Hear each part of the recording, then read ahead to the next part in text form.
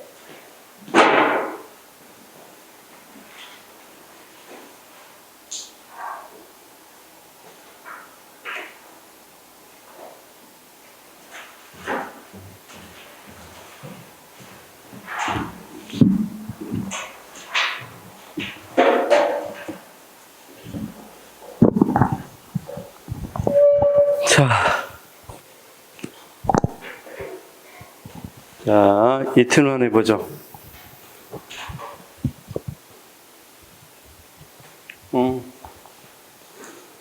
잠깐만.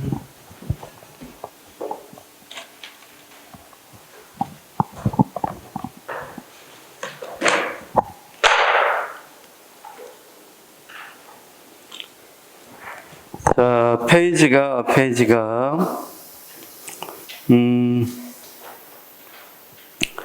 23페이지, 요약집은 23페이지고, 책으로는 이시 네트워크, 정책 네트워크 이론,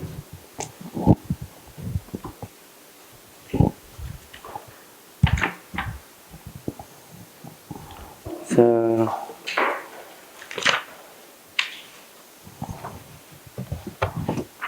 책으로는 246페이지. 그쵸? 자, 지금, 우리가 정책학을 하고 있고, 정책학은 좀 봅시다. 개관이 있고, 그쵸? 전체적으로 정책학이 어떤 거다. 이걸 봤고, 그 다음, 순서대로, 정책이 이루어지는 순서대로 정책 의제 설정. 그 다음, 정책 결정. 그럼 정책 결정 및 분석인데, 분석.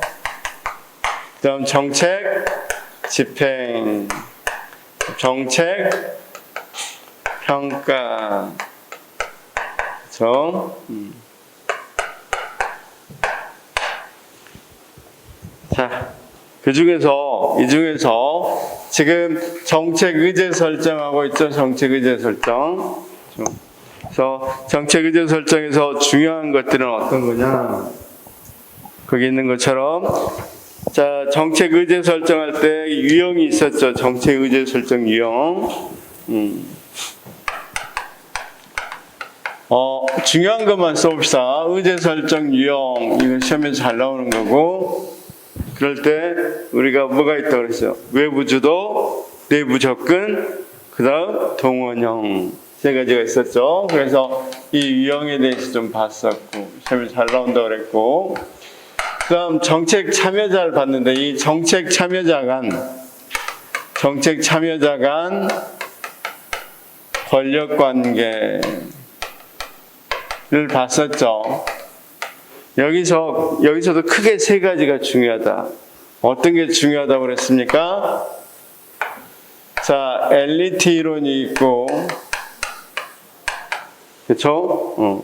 엘리트 이론이 고전적 엘리트 이론, 물론 엘리트 이론이 있고, 크게는 다원주의, 그 다음 조합주의, 이렇게 있는 거죠.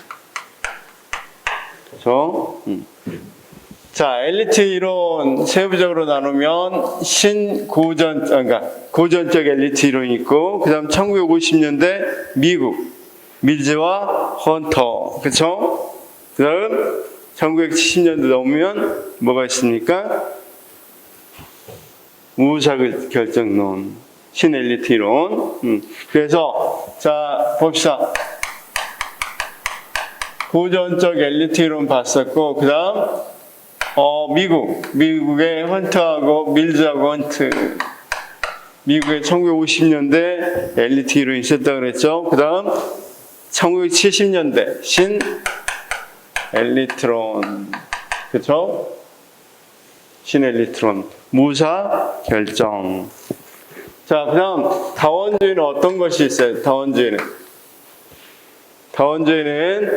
자, 우리가 무슨 집단? 잠재 집단, 중보 개원, 그렇죠? 그래서 잠재 집단 또는 중보 개원으로 얘기되고 있는, 그렇죠? 이익 집단들이, 자, 핵심은 뭡니까? 잠재 집단이나 중보 개원이 있기 때문에 정책 결정이 한 사람의 이익을 위해서 결정되는 게 아니라 여러 사람의 이익을 다 반영할 수 있다. 그걸, 자, 누구의 연구? 달이 연구를 했었죠. 다리 연구가 있고, 두 번째. 세 번째는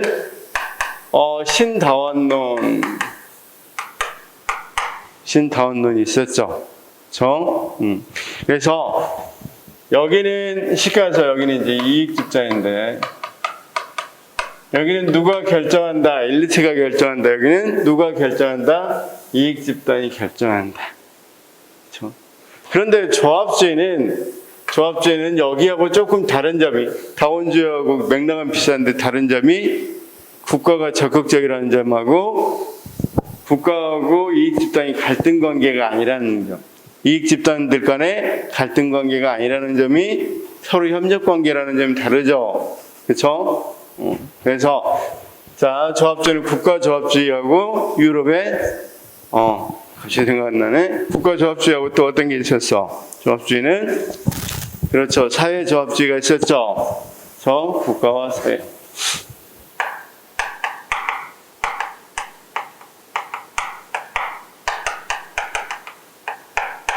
선생님들, 자, 예를 한번 들어봅시다. 예를 들어보면, 가정으로 한정해서 이야기해 봅시다. 가정이 3대가 살고 있다고 합시다. 3대가. 할아버지, 아버지, 그 다음 아들이. 그쵸? 그럴 때 정책 결정이, 물론 여기 어머니도 있고 할머니도 있고 다 있습니다. 그러면 엘리트로는 누가 정책을 결정한다는 거야? 권력을 갖고 있는 사람들. 할아버지나 아버지가 이렇게 거의 대부분 모든 영역의, 가정의 모든 지원사에 대해서 결정을 한다. 이게 뭐다? 엘리트로. 원래 그럴 수밖에 없는 거고. 그 다음, 자, 여기 그래서 이거 실제로 그런지 미국에서 누구하고? 헌트와 밀즈가 조사를 해봤죠. 그렇죠? 밀즈는 전국적으로 미국의 전 지역을 대상으로, 헌트는 우리가 일부 시를 대상으로 했었죠. 애틀랜타에. 그래서 자, 거기서 조사를 해보니까, 쉽게 말하면 다른 집도 많이 조사해보니까 거의 대부분 뭐 하더라? 엘리트가 결정하더라. 이렇게 이야기한단 말이에요. 그렇죠? 그런데 이제 여기서 공격을 받습니다. 여기 봅시다. 다원주의자들이 공격을 합니다. 잠재집단 중고기원 뭐라고 이야기하는지 봅시다. 자, 이 아버지 위치 한번 볼까요? 아버지는 여기에 비하면 아들이죠. 여기에 비하면 뭡니까? 아버지죠. 아버지라는 것이 중복되어 있네, 위치가. 그러니까 아들의 입장도 생각하고 자기 아버지 입장도 생각하면서 정책이 결정될 수밖에 없겠죠. 물론 이들의 정책들이 기본적으로는 이익들이 서로 간에 갈등이 있다. 근데 그런 것들을 어떻게 한다? 타협해서 또 서로 간에 이해를 하기 때문에 골고루 이익이 뭐할 것이다? 반영될 것이다. 그렇죠? 이건 중보개원. 지금 설명은 중보개원입니다. 아버지는 여기 아들로도 속할 수 있고 여기 아버지로 속할 수 있죠. 그런데 잠재집단은 이 아들은 좀 이따 뭐가 될 수 있어? 나중에 아버지가 될 수 있고, 그렇죠? 또 지금 연합이, 아들 간에 연합이 안 됐지만 아들이 불리하게 할 때는 아들들끼리 또 연합할 수도 있겠죠. 그런 것들이 잠재집단들. 그래서 골고루 이익들을 반영한다. 엘리트로는 여기만 반영한다 이 말이고. 그런데 다리 조사를 해보니까, 자, 여기서 잘 봐요. 여기 세 가지를 잘 구분 못하는데, 여기는 무조건 이익 집단이 골고루 반영된다. 근데 다리 조사를 해보니까, 이를테면, 집안의 문제. 이 집안에, 이를테면, 반찬을 뭐 싸고, 음식을 뭐 하고, 뭐 이런 정책 결정은 어머니가 주로 권한을 갖고 있는 것 같고, 그 다음 제사 지낼 때는 아버지가 권한을 갖는 것 같고, 그 다음 애들이 일단 자기들이 어떤 것에 대해서 방학 때 뭘 건지 이런 정책 결정할 때는 아들이 갖고 있는 것 같고, 일단 또 할아버지가 가지고 있는 것 같고, 그럴 때 할 때마다 뭐가 달라지만, 힘이 강한 사람이 있긴 하지만, 그래도 어떻게, 그렇다면 누가 엘리트냐고 그러면 다 엘리트죠. 사람마다 엘리트는 있지만, 강한 사람이 있지만, 결국은 뭐 하더라? 여러 번 이렇게 너무 분산되어 있기 때문에 마치 많은 이익들이 그대로 뭐한다? 반영이 된다. 대신에 또 하나는 아무리 제사, 이 음식 장만하고 이런 문제를 하더라도 그래도 아들 입맛이라든가 이런 것들 다 고려할 수밖에 없는 게 어머니 입장이죠.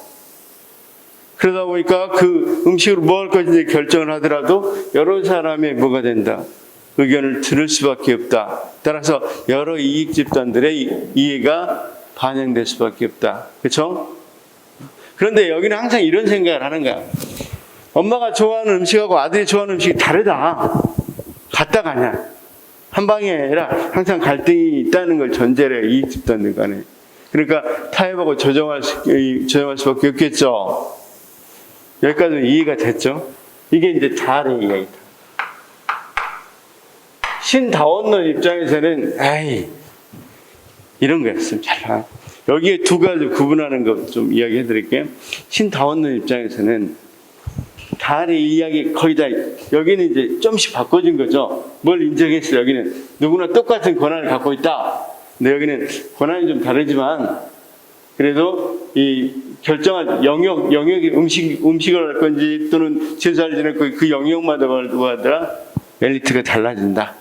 그리고 엘리트들은 대중의 요구를 무시하지 못하기 때문에 골고루 의견이 반영된다. 그래, 엘리트가 좀 있다는 건 내가 인정할게. 근데 신다원론은 이렇게 이야기. 아니, 그래도 전반적으로 이 가족이 정책 결정할 때는 아버지가 어때요? 그래도 어느 정도는 영향력이 세더라. 뭔 이야기를 하냐면 신다원론은 그래도 기업가 집단들이 여러 가지 정책에서 뭐 하더라? 어느 정도 권력을 갖더라. 그 말이야. 그래. 단 그렇다고 해서 영향력이 차이지만 그렇다고 해서 다른 이익 집단들이 또는 다른 아들이나 엄마가 관여를 못하는 건 아니다. 그 다음 또 하나는 신다원론은 이제 이거는 좀 안 맞겠지만 국가가 여기서는 뭐라고 생각해서 어느 정도 중립적이라고 그랬죠. 국가가 이익 단체들 좋아해 주는 거 그렇죠. 서로 간에 어느 정도 조정해 주고 이런 거라고 그랬는데 여기서는 신다원론은 국가가 어느 정도는 관료들이 자기 이익을 뭐 할 수 있다? 챙길 수 있다. 그래서 국가가 어느 정도 자율적이다. 자율적이다. 이렇게 이야기한단 말이에요. 여기까지 이해가 됐어요? 그랬더니 조합주의는 에이 그런 거 어딨어. 여러분 잘 생각해봐. 가난한 집이야 지금. 가난한 집이야. 선진국이 아니라 가난한 집 같은 데서는 어때? 좀 부유하게 살기 위해서 서로 간에 노력해야 안 해? 조금 힘들지만 아들도 아르바이트하고 아빠도 가서 일하고 엄마도 가서 일하고 일을 해야 안 해요? 전부 다 어떤 것을 위해서? 좀 더 잘 살기 위해서 서로 간에 노력하는 거지 갈등 관계가 아니더라. 그래서 아버지가 각각의 역할을 맡겨줬고 그 역할 대표를 맡겨주고 그래서 그들이 열심히 하게 하더라. 그렇죠? 아들도 같은 아들이냐 소율이 있다. 이익 집단 그러니까 아까 우리가 이 한국노총 또는 민주노총 쭉 위에서부터 아래로 유계가 돼 있죠. 마치 큰 아들 작은 아들 소율이 있는 것처럼. 그런 식으로 해서 조합주의는 뭐다? 각각의 여기 집단들이 국가의 어떤 목적이라든가 이런 거 정해지면 열심히 뭐 한다? 참여한다, 이 말이. 그렇죠. 여기는 그래서 다원주의 입장에서 항상 이익 집단들 간의 갈등 관계인데 비해서 조합주의는 그런 게 아니라 서로 협력 관계다. 여기까지 이해가 됐어요? 그런데 오늘 배우려고 하는 건 어떤 거냐면 정책 네트워크예요. 선생님, 정책 네트워크.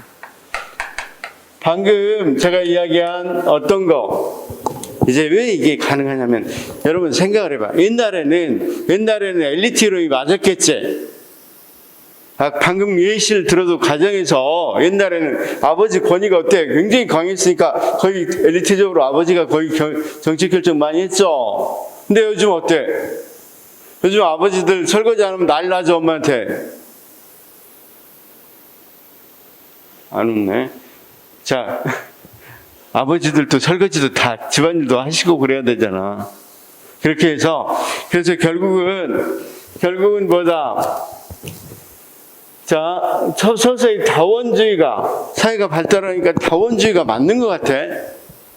그래서 엘리트 이론들이 좀 다원주의에게 이 사회가 발달할수록 좀 밀립니다. 다원주의나 조합주의에게. 그래서 이제 그 중에서 이제 무의사 결정론이 그래서 조금 각광을 받는 이유가 이런 거였어요. 좀 사회가 발전하니까 좀 밀렸죠. 아니. 내가 생각할 때는 그래. 이제 엄마 권한도 커지고 아들 권한도 커졌는데 그래도 니네들이 안 본 측면이 있다. 아빠가 자기한테 불리한 것들은 아예 의지해서 뭐 하려고 한다. 말도 못하게 해버린다. 일단 아빠 좋아하시는 취미 줄이세요. 이렇게 말하려고 하더라도 아빠한테 이런 식으로 해서 뭐 한다? 말을 못하게 한다 이거죠. 너 그럼 뭐 안 줘? 등록금 안 줘? 이래버리면 안 되겠죠. 그래서 그런 식으로 뭐 한다? 말 못하게 한다가 신엘리트 이론의 무의사결정. 봐라, 여전히 누가 권력을 갖고 있다? 엘리트. 그런데 이제 그런 이론들까지 이렇게 전개가 됐단 말이에요. 여기까지 이해가 됐죠. 그렇죠? 그러니까 새로운 측면을 본 거잖아. 아버지가 자기가 좋아하는 일 말고 아버지가 가서 집에서 이 집안 사람들이 말 나오는 것을 막아버리는 측면도 있는 걸 못 봤다 이거예요. 이게 무의사 결정이. 그러다가 봐요. 이제 다원주의, 조합주의 이런 거 이것들이 한계를 맞게 돼. 왜 한계를 맞게 되는지 한번 봅시다. 그래서 나오는데 자, 정책 네트워크의 여기서부터 그 밑에부터 배경부터 볼까요? 정책 위기 해결을 위해서 정책적 관여입니다. 관여가 아니라 관여. 정책적 관여가 증가하고 정책 문제의 복잡성이 증대되고 정부 활동에 대한 시장 논리 도입이 필요성이 증대되고 비정부 조직이 발전하고 정부 운영이 분권화되고 정부 활동 영역별 전문성이 향상되고 이익 집단 정치가 발전되고 정부와 민간의 파트너십 발전에 대한 필요성이 증대하니까 단지 어떻게 그냥 몇몇의 엘리트들이 결정한다. 그렇죠? 또는 막연히 이익 집단이 결정한다. 이런 거 아니다 이 말이야. 여기 봐봐. 그냥 엘리트가 결정한다. 대통령도 몇몇의 엘리트가 결정한다. 너 아니고 이익 집단이 결정한다도 아니고 요즘 정책 결정 보면 어때? 여러 참여자들이 생길 수가 있겠죠. 그렇죠? 그들이 뭘 형성한다? 서로 간에 관계망을 형성해서 정책이 결정되더라. 그렇죠? 그래서 자, 그게 이제 뭐다? 정책 네트워크였어요. 정책 네트워크는 크게 말하면 그래서 어떤 것들이 설명을 못 해준다. 이렇게 이 세상이 변하니까 다원주의나 조합주의가 설명이 잘 안 되더라. 요즘 어떤 것도 있었어요. 정책 결정할 때 개인 같은 사람들 전혀 물론 조직화되어 있지 않았지만 이런 사람들도 많이 영향을 줘요, 안 줘요? 영향을 주죠. 그렇죠? 옛날에 뭐 청와대 거기 가면 여러 사람들이 그걸 청와대에다가 올려서 그런 것들이 정책으로 이어질 수 있죠. 그래서 이제 정책 네트워크 모양이 나왔는데, 자, 봅시다. 자, 정책 네트워크의 위에 보면, 현대사회에서는 정책 과정에 정부와 민간의 파트너십이 증대되고, 공적, 사적 부문 간의 경계가 불분명해지고 있으며, 정책 과정의 동태성이 증가했다. 이런 현상을 설명하는 새로운 모형으로서 등장했다. 다원주의, 배버주의, 조합주의도 포함됩니다. 기존의 권력 모형이 갖는 국가중심, 사회중심 접근이라는 이분법적 논리를 극복하고 정책 과정을 다양한 참여자들 간 상호작용과 관계를 중심으로 정책 과정을 분석하는 모형이다. 특정한 정책 과정에 참여하는 개인이나 조직 등 행동 주체들이 형성하는 사회의존적 연계망을 의미한다. 사회학에서 많이 사용되고 있는 사회 연결망 분석 방법을 응용한다. 그렇죠? 정책 형성뿐만 아니라 정책 집행까지 설명하는 유용한 도구가 된다. 현상에 관한 기술과 설명은 뛰어나나 인과관계를 밝히는 데는 약하다는 한계를 가진다. 뭐가? 사회 연결망 분석 방법이. 지금 사회 연결망 분석 방법을 간단히 설명하면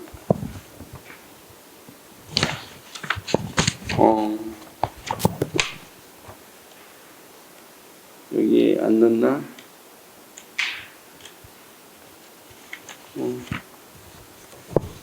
넣는다면서 빠져버렸네. 제가 다시 올릴게요. 한번 올라간 거 보시기 바라고. 자, 그래서 거기 이 사회 연결망 분석 방법이란 것은 어떤 거? 여러 주체들이 어떻게 연결돼서 정책을 결정하는데 내 영향을 미치는지 보는 거죠. 그렇죠? 그래서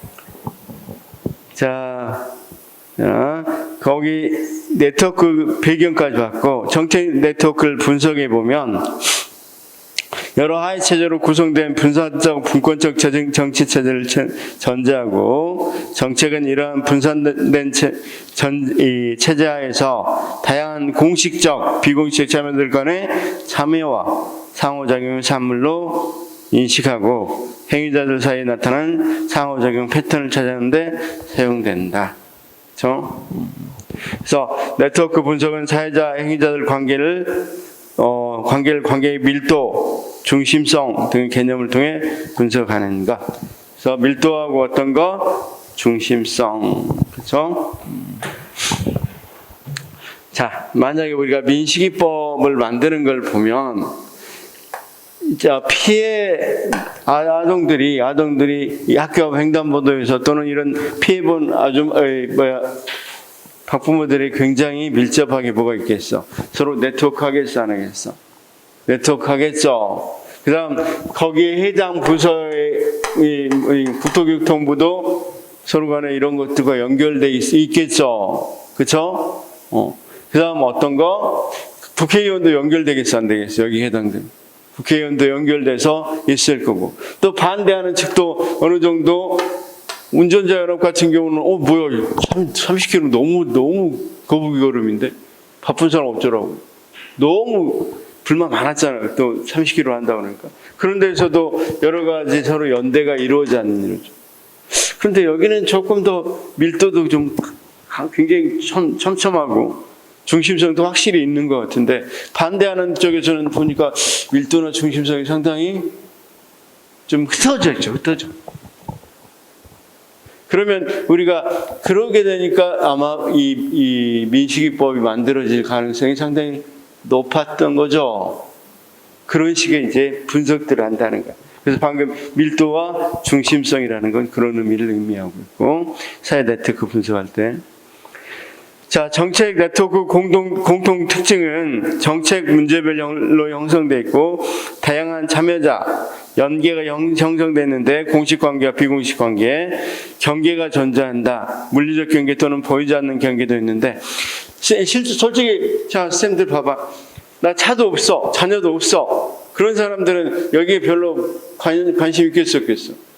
그런 사람과 지금 차도 있고 또는 자녀 있는 사람들 관계는 굉장히 어떻게 되죠? 경계가 설 수밖에 없겠죠.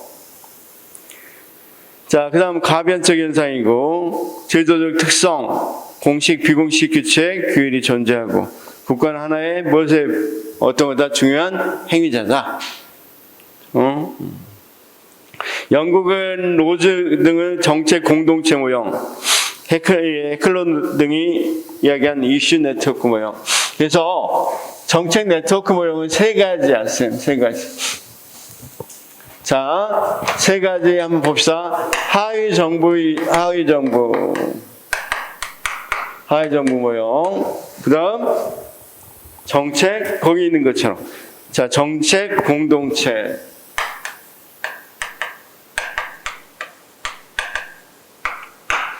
자, 그 다음, 이슈 네트워크.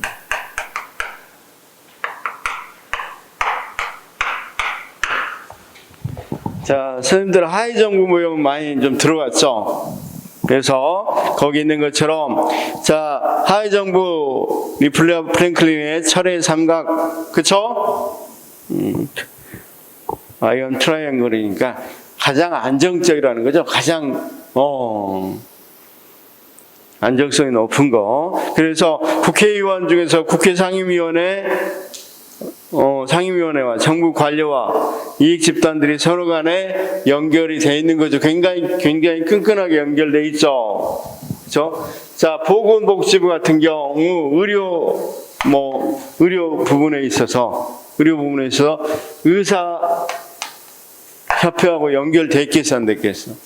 거기에다가 자, 국회는 보건복지위원회라고 국회 상임위원회가 있겠죠. 그럼 국회 거기 상임위원회, 그 다음 여기에 보건복지부 관료, 여기 상임위원회 보좌관. 보통 이제 국회의원도 관료되지 않는, 일반적으로 이름 보좌관들 하잖아요. 여기 보좌관, 여기 만약에 실무를 띄고 있는 관료들, 그 다음 여기 의사협회, 이 사람들 맨날 만나서 서로가 연결돼 있어, 안 돼 있어? 대부분 그러면 우리가 의료와 관련된 정책은 이런 식으로 많이 이루어지더라고요. 이 3자들이 서로 연결돼서. 얼마나 단단했으면 철의 삼각이라고 그러겠어. 그렇죠? 그래서 거기 국회의원, 정부 관료, 이익 집단 이런 사람들이 철의 삼각을 구성하고 지속적 상호작용을 통한 협력관계를 형성하고 일종의 동맹관계죠. 참여자 간 관계의 안정성과 하위정부 자율성이 높다. 이들이 마치 정부와 같은 역할을 하더라 이거. 이들이, 그쵸? 이들이 거의 정책 결정이 이루어지니까 하위정부와 같은 역할을 하더라. 자, 이들은 다른 이익관계에 대해서 의도적으로 배제하겠죠. 굉장히 폐쇄적이고 여기 들어가기 쉽겠어, 안 되겠어? 다른 사람도 여기 들어갈 수가 없죠. 자, 의료에 대해서 불편을 제가 많이 겪었어. 그래서 들어가려고 그래도 여기에 들어갈 데가 없어. 이들과는 워낙에 끈끈한 관계가 형성되어 있으니까. 그렇죠? 자, 그 다음 폐쇄적이고 안정적이고 참여자 사이의 협상과 합의로, 여기다 협상과 합의입니다. 합의로 이루어집니다. 타협이 아니라 합의입니다. 이들은 관계가 뭐니까 워낙 끈끈하니까 합의 본다는 거야. 서로 간의 이익이 뭐야? 서로 공존하고 있잖아. 그러니까 합의. 정책 결과 지속적이고 높은 상호작용. 그래서 여기서 어떤 정책이 나올지 뻔히 알아볼라. 자, 의대 증원 잘 안 되겠죠? 왜냐면 이들이 다 의사협회, 너무 많으면 안 돼. 그럼 거기에 대해서 맨날 같이 모이고 술 먹고 이랬던 사람들이니까, 맞아. 의사 너무 많으면 질 떨어져. 안 돼. 뭐 이렇게 해서 서로 간에 당연히 증언 반대로 결론 나올 수밖에 없겠죠? 예측 가능성이 높다는 거예요. 자, 활동 분야. 대통령이 관심이 적은 분배정책 분야에서 주로 형성되어 있다. 왜냐면 관심이 있으면 안 되겠죠. 관심 있으면 대통령이 한마디 해버리면 또 문제가 생길 수 있겠죠. 그래서 주로 형성되어 있고, 자, 뭡니까? 재분배 정책의 중요 행위자가 대통령이라면 분배 정책은 관료나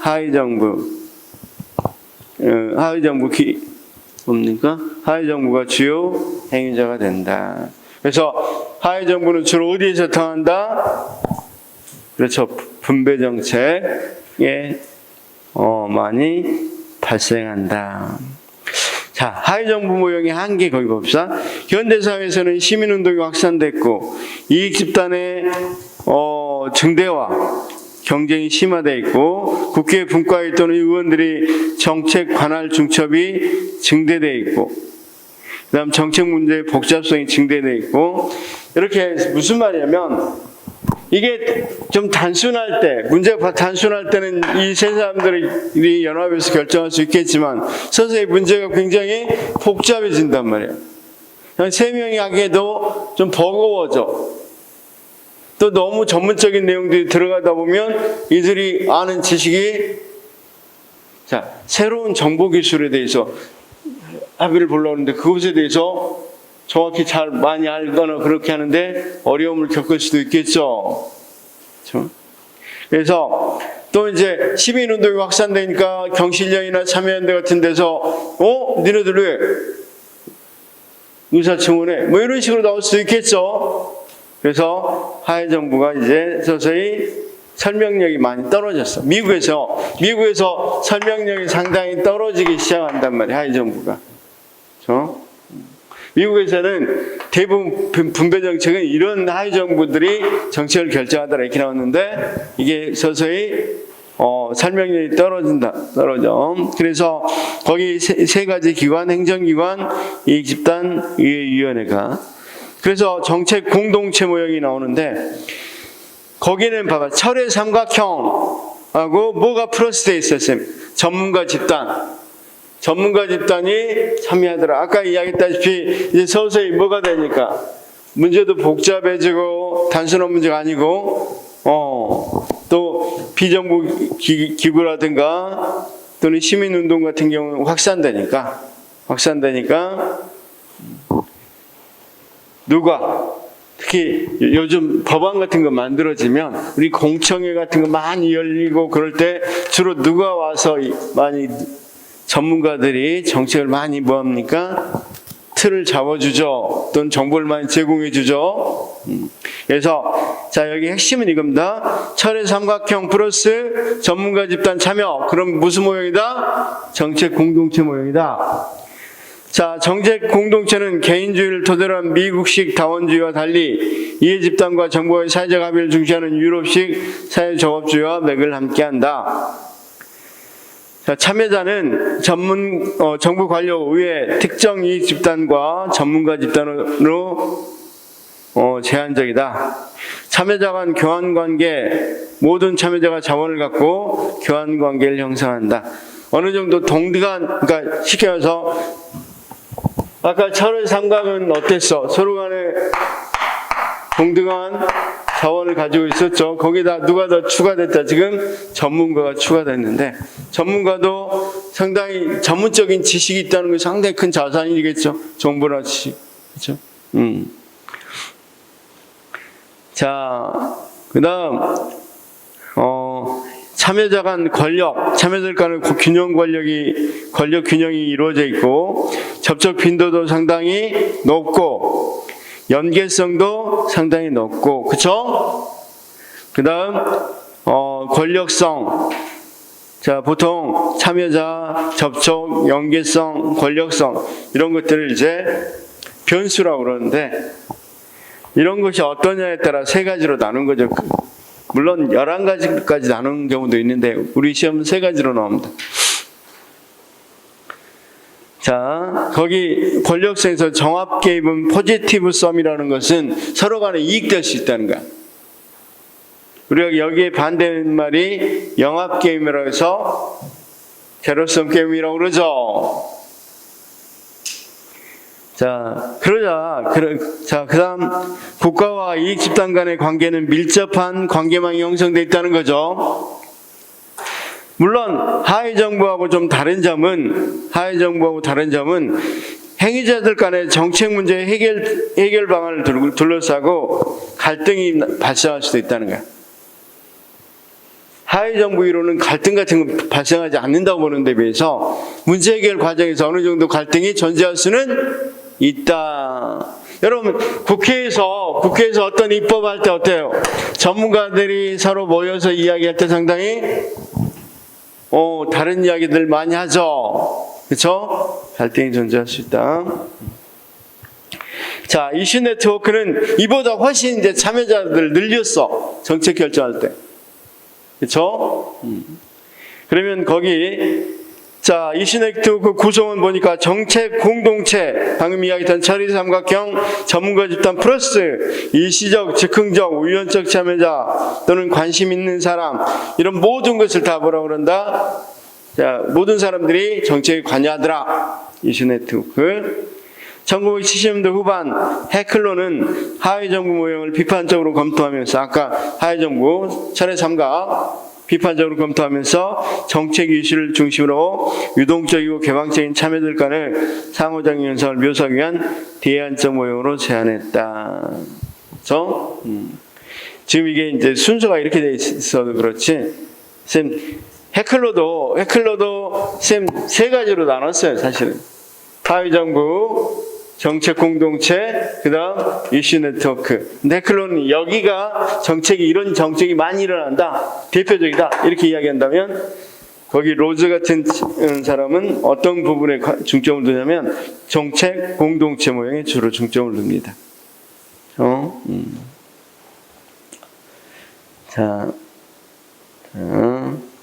그래서 앞으로 한 번만 더 갈까요? 23페이지 보니까 영국은 정책 공동체에서 영국은 로즈 등의 정책 공동체 모형이 발전됐다고 그랬죠. 그런데 미국의 정책 공동체 보니까 미국은 해클로 등의 이슈 네트워크로 발전했다고 그랬죠. 자, 꼭 알아두셔야 될 게, 로즈가 이 이슈 네트워크를 이야기하지 않는 게 아니야. 다 이야기해요. 해클로도 이야기해. 그런데 자기들이 봤을 때는 로즈는 유럽 쪽에 있는 사람, 영국 학자니까 정책 공동체가 그래도 설명력이 더 높다. 해클로는 뭔 소리냐? 이슈 네트워크가 더 설명력이 높다. 이렇게 이야기하고 있고. 자, 거기 25페이지 위에 보니까 참여자는 다양한 행위자들이 참여해서 개방적이고, 참여자간 교환 관계, 일부 참여자만 교환할 자원이 있고, 그러니까 자원이라는 게 정보가 어때? 자, 우리가 이 의료법 같은 거, 의료에 대해서 우리가 정보가 있어 없어? 우리가 참여를 하더라도 정보 많은 건 아니죠. 이 사람들이 정보를 훨씬 더 많이 갖고 있다는 거야. 근데 아까 하위 정부는 서로 간의 정보가 어느 정도는 내가 갖고 있는 정보나 여기나 어때? 서로 균등하단 말이에요. 또는 여기에 전문가가 해도 전문가도 정보가 굉장히 많은 정보나 자원을 갖고 있는 거죠. 그렇죠? 그래서 어느 정도 균등했단 말이야. 그런데 이슈 네트워크는 우리가 어떤 사람도 참여한다. 말 그대로 관심 있는 사람들 거의 다 참여한다 이거야. 근데 관심 있다고 해서 정보가 있는 건 아니잖아. 자, 그래서 그 다음 참여자간 권력관계는 당연히 그래서 불균등할 수밖에 없겠죠. 접촉 빈도도, 자, 공동체시 약하고 접촉 빈도는 유동적이다. 무슨 말이냐면, 자, 좀 관심을 가졌는데 들어보니까 별거 아니야. 그럼 그 사람 나올 수도 있겠죠. 그쵸? 그 사람 또 자기 일이 바쁘면 뭐해? 그냥 이 관심이 다른 데로 갈 수도 있죠. 그래서 굉장히 참여도, 접촉 빈도도 유동적이고, 공동체 의식도 약하고, 참여자 간 연계, 안정성이 낮으며 결과에 대해서 예측 가능성이 낮다. 그러니까 철의 삼각같이 완전히 예측 가능성이 여기는 굉장히 높죠. 근데 여러 사람이 참여하면 어떤 정책이 나올지 정확히 잘 모르겠죠. 다음 권력 게임, 특히 여기서는 자, 승패를 추구하는 영합 게임이 나온다. 제로섬이에요, 제로섬. 그러니까 누구는 이익을 받으면 누구는 손해를 받을 수밖에 없는 게 이슈 네트워크야. 근데 아까 철의 삼각 전부 다 이익이죠, 자기들끼리는. 그렇죠? 그다음 정책 전문가가 참여한 것과 정책 공동체도 서로 간에 다 이익이 될 수 있다 이거죠.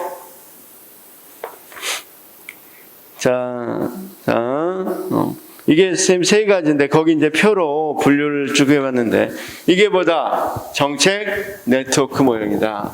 무슨 말이신지는 아시겠죠? 그렇죠? 자, 우리가 여기 권력 관계에서는 세 가지를 나눴어요. 엘리트, 다원주의, 조합주의. 그런데 최근에는 이런 것들이 약간 설명력이 많이 떨어지더라. 현대로 오면 올수록 옛날같이 몇 명이 정책 결정하던 시대는 갔다. 그렇죠? 여러 정책 결정에 참여자들이 생기면서 자, 그러면서 사실은 하위 정부까지도 어떻게 보면 엘리트 이론에 가깝죠. 그러면서 설명하는 것이 뭐라고 이야기한다. 자, 이 의회 상임위원회, 자, 해당 부처의 관료, 그다음에 이익 집단, 이 3자가 거의 정책을 결정하더라. 근데 이것도 서서히 되면서 전문화되고 또는 많이 네트워크가 되면서 여기 뭐가 추가된 것은 3자 말고 전문가들도 아주 크게 여기가 비싸게 자원과 권력을 공유하면서 들어오더라. 그렇죠? 그러다가 여기 가면 여기 플러스 여기 전문가 플러스 여러 다양한 공식 비공식 참여자들이 생긴다. 그렇죠? 이렇게 이야기한단 말이에요. 그래서 변수는 어떤 것들로 이야기한다? 구성원이 어떠냐? 구성원이 제한적이냐 아니면 굉장히 다수냐? 제한되어 있냐 다수냐? 그 다음 표 한번 보니까 통합성에서는 상호작용 빈도가 있죠. 상호작용 빈도가 빈번하냐 아니면 뭐 필요할 때만 유동적으로 접촉하느냐.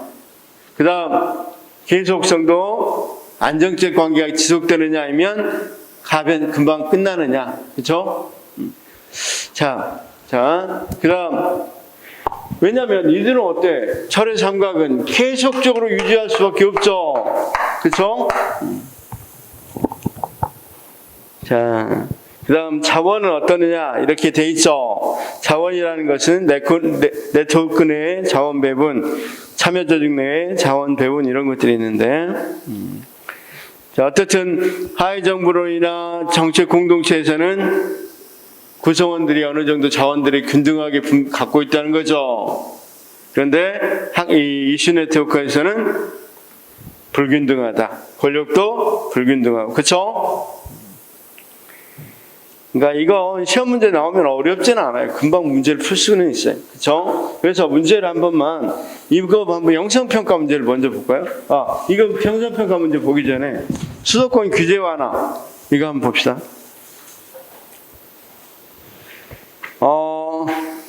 다른 건 필요 없고 이런 부분 한번 봅시다.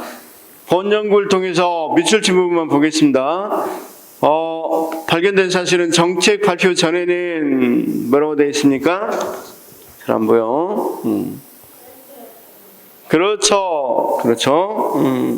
정책 발표 전에는 누가 결정한다? 주로 하위 정부 모형처럼 정책이 결정됐다가 정책이 발표되니까 굉장히 많은 사람들이 모였다고 그랬죠. 참여자들이 생겼다고 그랬죠. 그러니까 수도권 규제를 완화한다. 그렇다면 지방은 완전히 죽으라는 소리죠.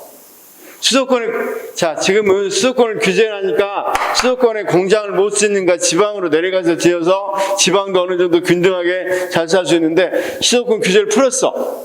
그냥 공장도 할 수 있어. 그러면 물류가 가장 뭐하는 거 빨리 돌 수 있는 수도권으로 다 몰려버리겠죠. 그럼 거기 찬성하는 사람, 반대하는 사람 여러 명이 모여서 정책에 대해서 여러 가지 일들이 일어나더라. 그래서 거기 어떤 법안들이 마련된다고 그랬어. 법안들도 많이 수정되고 또는 새로운 법안도 만들어지고 이렇다고 그랬죠.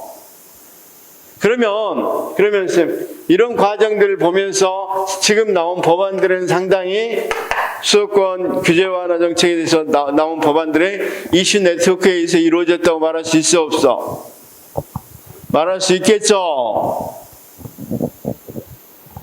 그러니까 왜 이걸 배워야 되느냐? 자, 우리가 지금 이걸 왜 시험 내고 왜 배워야 되느냐? 이걸 알아야 되잖아. 선생님들이 공직에 갔을 때 이제 수도권 규제 완화에 대해서 이런 것들이 있을 때, 자, 이게 왜 이루어졌는지, 규제 완화가 이렇게 이루어졌는지를 선생님들이 어느 정도는 이제 이해할 수 있겠죠. 만약에 이 대통령이 나 수도권에 표심도 많고 그래서 규제 완화하겠다 하고 당선이 됐어. 그리고 이 공약이야. 그렇다 하더라도 만약에 뭐가 됐다면 그러면 수도권 원하는 대로 완화시켜버리겠죠. 그런데 그런 게 아니라 어떻게 된다? 이슈 네트워크는 그러려고 했더니 많은 반대 그룹도 형성되고 또 국회의원들도 참여하고 그러면서 상당히 많이 달라지는 정책들이 달라져 간다 이거죠. 그러면 자, 문제를 이제 한번 보도록 하겠습니다. 자, 18번. 지난주에 실었는데 못 푼 문제. 다시요. 지난주에 다 푼 문제들은 이제 안 하고 못 푼 문제만 가져온 거예요. 18번 문제. 빨리 풀어봅시다. 정책 네트워크 유형별 특징에 대한 설명을 옳지 않는 것은 철의 삼각 모형에서는 이익 집단, 관련 행정부처, 그리고 위원회가 연합해서 실질적인 정책 결정이 이루어진다고 본다. 맞죠? 하의 정부 모형은 철의 삼각 모형의 경험적 당당성이 하의 정부 모형이 철의 삼각 모형이죠. 다시요. 하의 정부 모형이 철의 삼각 모형이라고 그랬잖아. 그러니까 이건 같은데 뭘 비판해. 그쵸? 2번은 틀렸고. 3번. 정책 공동체의 주요 구성원에는 하의 정부 모형의 참여자 외 전문가 집단, 맞죠? 정책 공동체. 이슈 네트워크는 정책 공동체와 비교할 때 네트워크 경계가 불분명하고 참여자들의 진입과 퇴장이 맞죠? 자, 여기는 4명인데 4개 주체인데 이슈 네트워크는 굉장히 다양하다고 그랬잖아. 그러니까 참여도 진입과 또는 나가는 것이 쉽겠죠? 퇴장이 쉽겠죠. 19번. 로제 등을 중심으로 논의된 정책 네트워크 모형의 특징으로 가장 옳지 않는 것은 정책 공동체는 비교적 폐쇄적이고 안정적이며 지속적인 네트워크이다. 이슈 네트워크의 행위자는 매우 유동적이고 불안정하며 이슈의 성격에 따라 주행 행위자가 수시로 변할 수 있다. 정책 네트워크를 구성하는 행위자들 간의 관계 형성 동기는 소유자와의 상호 의존성이 기인한다. 정책, 이게 무슨 말이냐면, 자, 소유 자원의 상호 의존성. 의회가, 아까 의회도 뭐가 있겠어? 법안을 결정할 수 있는 권한이 있죠. 관료도 그걸 실행할 수 있는, 집행할 수 있는 권한이 있고, 또 거기에 대한 여러 가지 정보들이 있고, 이 집단이 당연히 거기에 대해서 정부에 대해서 도와줄 수 있는 그런 또는 정보를 제공해 줄 수 있는 그런 권한이 있죠. 그래서 이런 것들 때문에 상호 의존한다는 것이에요.